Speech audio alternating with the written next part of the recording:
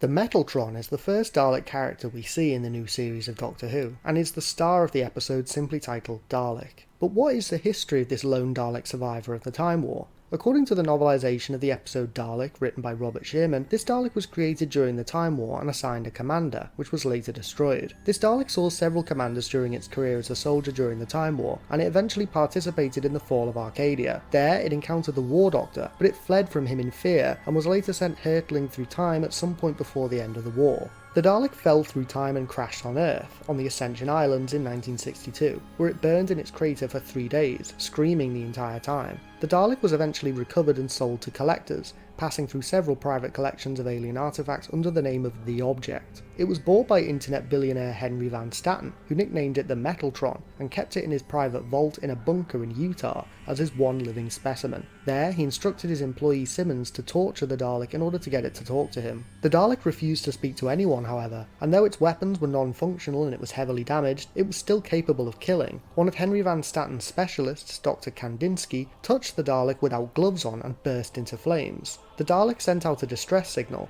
which was intercepted by the Ninth Doctor, who travelled to the bunker with Rose, unaware that they were about to encounter one of the last survivors of the Time War. As this Dalek was a simple drone, it yearned for orders from a higher authority, and when the Doctor informed the Dalek that there were no other Daleks left, it took matters into its own hands. It fooled Rose into taking pity on it, causing her to touch its casing and allowing it to extract her DNA, which it used to extract time-sensitive background radiation from her travels in the TARDIS and regenerate its body. Now active again, the Metaltron killed Simmons with its manipulator arm, and after freeing itself from the cage, it absorbed the entire power supply for the west coast of the United States, repairing its damaged casing, reactivating its weapon, and allowing it to project a powerful shield. Declaring its intentions to embody the endless crusade of the Daleks, the Metaltron then went on a killing spree, massacring over 200 of Van Staten's guards and staff.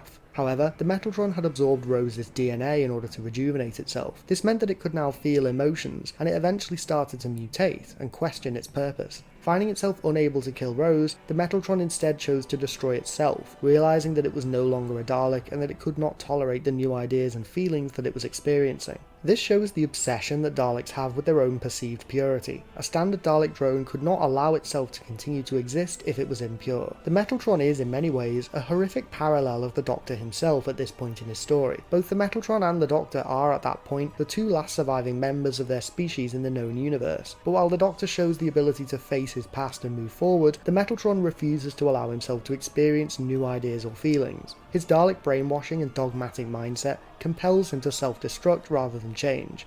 Rose plays an important part in the development of both characters as well. She helps the Doctor deal with his post-Time War fallout by helping him see the best in the universe again, and she tries to do the same to the Dalek, offering it sympathy, unintentionally granting it new life, and ultimately convincing it to open up to her, quite literally. But the Metaltron is a Dalek after all, and for the Daleks, change is intolerable. I can feel this is not life.